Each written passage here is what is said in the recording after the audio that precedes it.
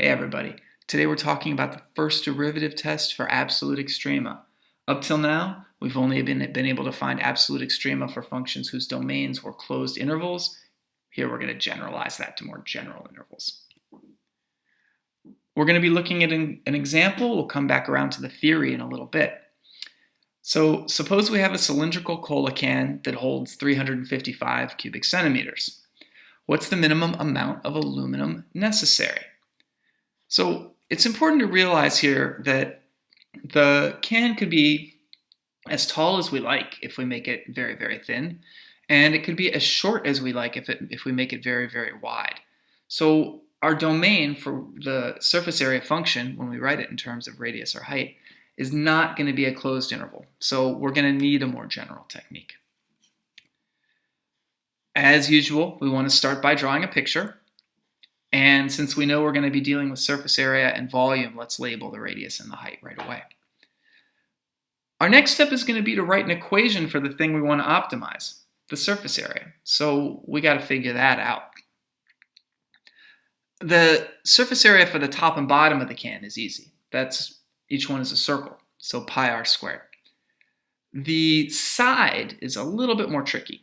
What you have to do is imagine cutting this can open and taking that side and unrolling it. And if you do that, you're going to get a rectangle. And the height is going to be exactly the same as the height of the cylinder. And the width of that rectangle is going to be the circumference of that circle there on the top and bottom, because I've unrolled the entire can.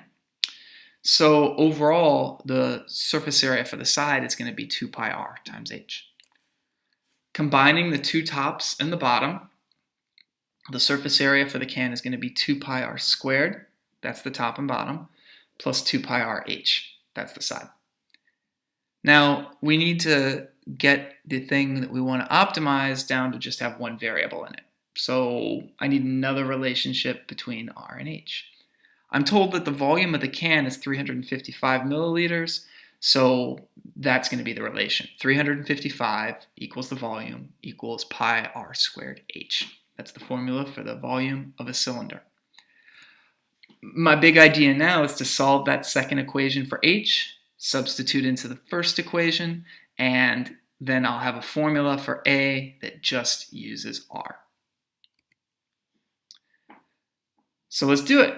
When I solve that volume equation for h, I get 355 over pi r squared. I take my equation for A, and wherever I see an h, I plug in 355 over pi r squared. And then I simplify a tiny little bit.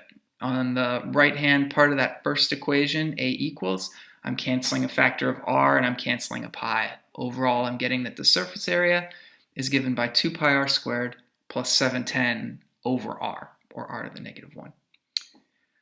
So algebraically now we can see the domain is all positive numbers. You have to put in something bigger than 0, can't be 0 because you're dividing by r, but you could make r as large as you like in theory.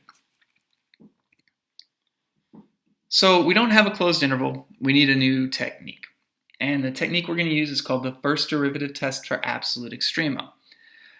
It goes like this.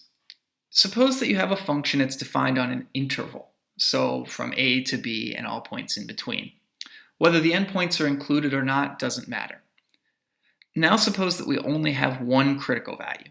Let's call it x equals c. If f prime is positive to the left and negative to the right of c, so the function goes from increasing to decreasing, then you have a maximum. Now, our old first derivative test said it was a local maximum. Here, since we're on an interval and there's only one critical value, we're saying it's an absolute maximum, so it's a stronger conclusion. Similarly, if f prime is negative to the left of x equals c and positive to the right, then f has an absolute minimum there.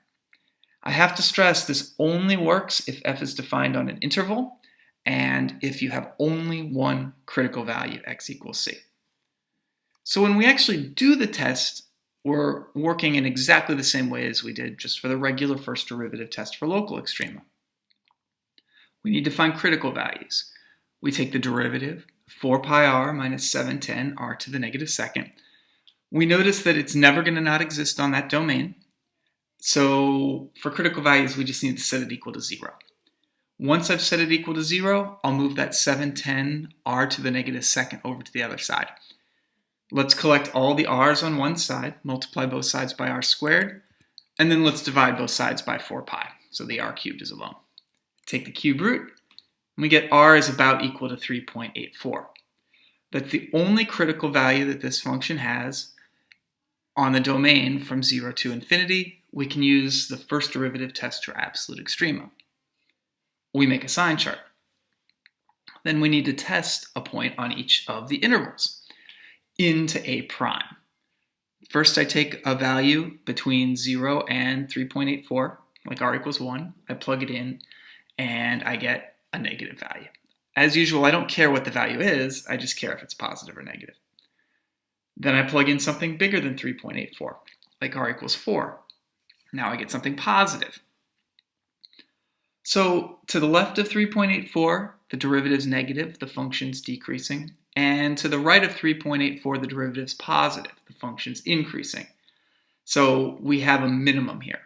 Since 3.84 is the only critical value on an interval, that minimum is an absolute minimum. Overall, the minimum amount of aluminum required is going to be 277.55 square centimeters. I get that by plugging in that absolute minimum value for r, 3.84, into the function that we had, a, for the surface area.